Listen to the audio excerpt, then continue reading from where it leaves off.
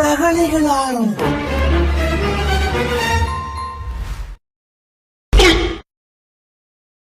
வணக்கம் மக்களே, இது உங்கள் செந்தமிழ். இந்த வீடியோவில் என்னத்தை பற்றி பார்க்க போகிறோன்னா, சூர்யா 44ல் இருக்க கிளிம்ஸும் கங்குவாலேருந்து பாட்டும் ரிலீஸ் பண்ணியிருக்காங்க. அது எப்படி இருக்குன்னு தான் பார்க்கலாம். அதுக்கு முன்னாடி சூர்யா சாருக்கு எங்களுடைய பிறந்தநாள் நல்வாழ்த்துக்கள்.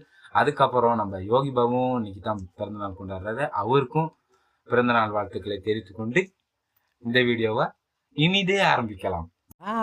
Very nice. இன்னொரு கப்பு கேட்பான் போல இருக்க. சூர்யா பேர்த்டே அன்னைக்கே கங்குவாலேருந்து சாங் வருதுன்னு சொன்னாங்க, ஃபர்ஸ்ட் சிங்கர். சரி, நாங்கள் அதில் ஐப்புக்கு இருந்தால் சூர்யா 44ன்னு அப்டேட்னு மிட் நைட்டில் 12 மணிக்கு கிளிம்ஸ் விட்றோம் அப்படின்னு 2 ட்வீட்டாக சொல்லிட்டாங்க. நம்ம கார்த்தி நடித்த படத்தில் கண்ணா 2 லட்டு தின்ன ஆசையா அப்படின்னு சொல்லியிருப்பாரு. அதே மாதிரி தான் சூர்யா ஃபேன்ஸுக்கும் அப்படி இருந்திருக்கும். அந்த கிளிம்ஸையும் மிட் நைட்டில் பார்ப்போம்னு நினச்சோம், ஆனால் பார்க்க முடியல. நாங்கள் காலையில் தான் பார்த்தோம். காலையில் பார்த்தோன்னே கிளிம்ஸு ஓரளவுக்குன்னு சொல்ல முடியாது, நல்லாவே இருந்துச்சு. அதில் 2 லுக்கு இருந்துச்சு. ஒன்று சிங்கம் படத்தில் ஒரு லுக் வரும், அந்த லுக்கும், இன்னொன்று அஞ்சான் படத்தில் லுக் இருந்துச்சு. அந்த லுக்கையும் மிக்ஸ் பண்ணி போட்ட மாதிரி தான் இருந்துச்சு தோணுதில்ல. இந்த சூர்யா 42 கிளிம்ஸை பார்த்தீங்கன்னா நிறைய இடன் டீட்டெயில்ஸ் நம்ம டைரக்டர் கார்த்திக் சுப்ராஜ் சார் கொடுத்துருக்காரு. அதில் ஓப்பனிங்லேயே நம்ம பார்த்தோம்னா சம் ஹேர் இன் த சி அப்படின்னு காட்டுறாங்க. இதுக்கு அர்த்தம் என்னன்னா, சிலர் கடலில் இருந்தனர். ரெண்டாவதா என்னன்னா, லாஃப்டர் அப்படிங்கிறது ஒரு சிரிப்பு அப்படிங்கிறது தான் ஒரு அர்த்தம். அதுக்கப்புறம் லவ் வார்னு காட்டுறாங்க. இந்த படத்தில் ஒரு லவ் இருக்கும், ஒரு வார் இருக்கும் அப்படின்னு தெளிவாகவே இதில் மென்ஷன் பண்ணுறாங்க. அதுக்கு அடுத்தது பார்த்தீங்கன்னா அவாய்ட்ஸ் 4 அப்படின்னு இருக்கு. காத்திருக்கிறது அப்படிங்கிறது இந்த படத்தில் முக்கியமான ஒரு பாயிண்டாக கூட இருக்கலாம்.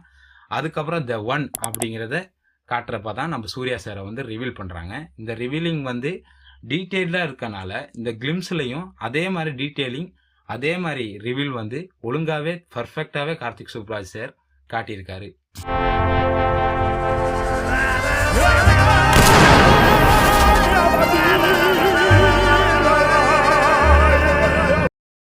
டிகோடிங்லாம் பார்த்துட்டு வந்திருப்பீங்க. அந்த டிகோடிங்கில் வந்த மாதிரி தான் அந்த கிளிம்ஸ்லேயும் முழுக்கையும் இருக்குது. அதுக்கப்புறம் ராயல் எஸ்டேட்னு ஒன்று காட்டுறாங்க. அந்த ராயல் எஸ்டேட் படம் முழுக்கையும் காட்டப்படும்னு நம்புகிறேன். அப்படி தான் இருக்கும் போல். அதுக்கப்புறம் இது சூர்யா விட்டு 44வது படம். இதுக்கு இசை அமைச்சது சந்தோஷ் நாராயணன், இதை டைரக்ட் பண்ணது கார்த்தி சுப்ராஜ். அதுக்கப்புறம் முக்கியமாக சொல்ல மாட்டேன், அந்த சிரிப்பு, அந்த கேமரா முன்னாடி வந்த சிரிப்பு, அது சூர்யா விட்டு 24ல் நீங்கள் பார்த்துருப்பீங்க. அந்த கேரக்டர் அந்த ஸ்மைல்லே நான் அப்படித்தான் அப்படின்னு ஒன்று காட்டியிருக்கோம். அதுக்கப்புறம் விக்ரம் படத்தில் ரோலெக்ஸ் கேரக்டரும் அதே மாதிரி தான் காட்டியிருக்கோம். அதுக்கப்புறம் நெக்ஸ்ட்டு கங்குவா பார்க்க போயிடலாமா? இப்போ நம்ம கங்குவா பாட்டுக்கு வந்துடலாமா? கங்குவாலேருந்து 11 மணிக்கு பாட்டு இருந்துச்சு. பாட்டு ஃபயர் சாங்னு வச்சுருந்தாங்க. பரவாயில்ல, ஒரு நல்ல பாட்டு இருந்துச்சு. நல்ல வரிகள்லாம் கொடுத்துருந்தாங்க. விவேகா லிரிக்ஸ் பண்ணியிருந்தாங்க. ஒரு 4 சிங்கர்ஸ் பாடியிருந்தாங்க. உண்மையிலுமே அந்த பாட்டு கேட்குறதுக்கு ஒரு நல்ல ஃபீலாக இருந்துச்சு. இருந்தாலும் அந்த கங்குவாவுக்கு எப்படா ஒரு பாட்டெல்லாம் வரப்போகுது அப்படின்னு நினச்சிக்கிருக்கப்ப டிஎஸ்பி ஒரு தரமாக ஒரு பெஸ்ட்டாக ஒரு ஆல்பம் ஒன்று கொடுப்பாருன்னு நம்ம நம்புவோம். கங்குவாலேருந்து நல்ல ஆல்பம் ஒன்று வரும்ன்ட்டு. அதுக்கு முன்னோட்டமாக அந்த ஃபெஸ்டிங்களே சொல்லிக்கலாம். ஒரு நல்ல ஒரு பீரியாட்டிக் ஃபிலிமுக்கு எப்படி பாட்டு போடணுமோ அதே மாதிரி போட்டிருக்காரு. வாழ்த்துக்கள். அடுத்து நம்ம பார்க்குறது நம்ம சூர்யாவை தான். சூர்யாவை சும்மா சொல்லக்கூடாது, அவர் நடிப்பின் நாயகன். அவர் எப்படியெல்லாம் என்ன மாதிரி கேரக்டர்லாம் பண்ணியிருக்காருன்னு நமக்கு எல்லாத்துக்குமே தெரியும். ஒரு ராஜா பீரியாட்டிக் ஃபிலிமில் அவர் எப்படி இருப்பார்னு எல்லாருக்குமே ஒரு சந்தேகம் இருந்திருக்கும். அதை நிறைவுபடுத்துகிற விதமாக 7ஆம் அறிவில் பார்த்ததுக்கு பிறகு இப்போ ஒரு கங்குவாவில் நம்ம பார்க்க போகிறோம். இதில் டபுள் ஆக்டிங் சூர்யா வேறு. நம்ம இப்போ கங்குவா மன்னன் அந்த சூர்யாவுக்கு பாட்டு மட்டும் தான் ரிலீஸ் ஆகிருக்கு. 2வது சூர்யாவுக்கு வெயிட் பண்ணுவோம். மேபி அது செகண்ட் சிங்கிளாக கூட வர்றதுக்கு வாய்ப்பு இருக்குது. பரவாயில்ல, பார்ப்போம், வெயிட் பண்ணுவோம். இந்த பாட்டை டீகோட் பண்ணிடலாமா?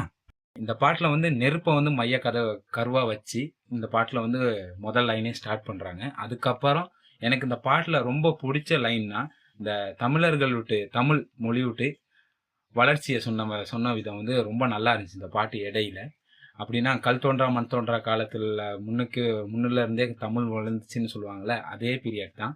அதை சொன்ன விதம் அப்படிங்கிறது இந்த படத்துக்கு இந்த பாட்டுக்கு ஒரு பெஸ்ட்டுன்னே சொல்லுவேன். நெக்ஸ்ட் நம்ம பார்க்க போகிறது, இந்த பாட்டில் பண்ண செட் ஒர்க் தான். இந்த பாட்டில் வந்து நம்ம செட் ஒர்க்கை பார்க்கவே இயலாது. சூர்யாவை தவிர்த்துட்டு கூட இந்த செட் ஒர்க்கை பார்த்தோம்னா அப்படி பிரம்மாண்டமான செட் ஒர்க் பண்ணியிருக்காங்க. இந்த படத்துக்கு வந்து செட் ஒர்க் பண்ண அனைவருக்கும் ஹேட்ஸ் ஆஃப். இந்த படம் வந்து தியேட்டரில் வந்து ஒரு நல்ல வெற்றி படமாக அமையணும்னு எங்கள் எல்லாத்தோட ஆசையுமே அதுதான். முக்கியமாக நான் இதை சொல்லி ஆகணும், சிஜி ஒர்க்கிங் பக்காவாக செஞ்சுருக்காங்க. இதுக்கு கிளிம்ஸ் வீடியோன்னு விட்டுருந்தாங்க, அதில் முதலையும் காட்டியிருந்தாங்க. முதலையும் சிஜி ஒர்க்கிங் நல்லா பண்ணியிருக்காங்க. நான் நினச்சேன் இந்த பாட்டுலேயும் முதல்ல வரும்னு, ஆனால் வரலை, பரவாயில்ல. அதுக்கப்புறம் குருவியை காட்டியிருந்தாங்க. குருவி வந்து அந்த எரிஞ்சு போகிற மாதிரி ஒரு போஸ்டர் ஒன்று காட்டியிருந்தாங்க. அதுக்கப்புறம் கழுகு வந்து கங்குவா எப்போ ஸ்டார்ட் ஆக ஆரம்பித்தோ இப்போ வரைக்கும் அந்த கழுகு சிம்பிளை காட்டிக்கிட்டே தான் இருந்தாங்க. ஓனான் அது உங்களுக்கே தெரியும், டைம் மாறுதுன்னு. அதில் ஒரு கேரக்டராக கூட இருக்கலாம். நரி இது வந்து வில்லனாவே வச்சுக்குவோமே. இந்த வீடியோ பிடிச்சிருந்துச்சுன்னா லைக் பண்ணுங்க, ஷேர் பண்ணுங்க, மறக்காம நம்ம சேனலை சப்ஸ்கிரைப் பண்ணிக்கங்க. நான் உங்களை அடுத்த வீடியோவில் சந்திக்கிறேன். பாய்.